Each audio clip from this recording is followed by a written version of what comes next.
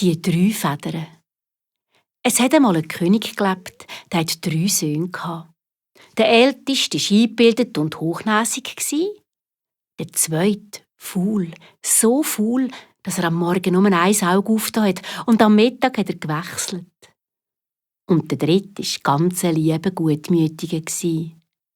Er hat ab und zu nicht alles verstanden, war ein bisschen tollpatschig und darum hat man ihm nur Tollpatsch gesagt.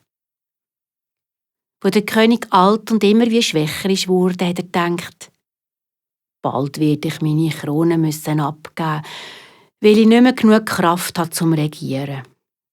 Aber in welchem von meinen Söhnen soll ich das Königreich übergeben? Ich habe alle 3 gleich gern.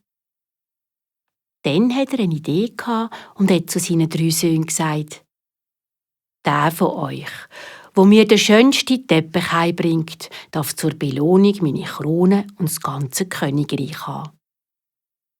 Der König hat 3 Vogelfedern genommen und hat weiter erklärt. Ich blase für jeden von euch eine Feder in die Luft und in die Richtung, wo die Feder fliegt, müsst ihr laufen. Die erste Feder ist nach Osten geflogen. Und so ist der älteste Sohn auf sein Ross gestiegen und nach Osten geritten. Die zweite Feder ist nach Westen geflogen. Und der zweitälteste ist nach Westen geritten. Und die Feder vom jüngsten Königssohn ist geradeaus, aber nicht weit. Schon hinter der Schlossmauer ist die Feder wieder auf dem Boden gelandet. Traurig ist der Tollpatsch zu dieser Feder und hat gedacht, ach je, wie soll ich hier einen schönen Teppich finden? Meine Brüder haben schon recht. Ich bin ein Tollpatsch und will es nie zu etwas bringen. Aber als er die Federn vom Boden aufnimmt, sieht er, dass genau dort, wo sie ist gelandet, eine Falltür liegt.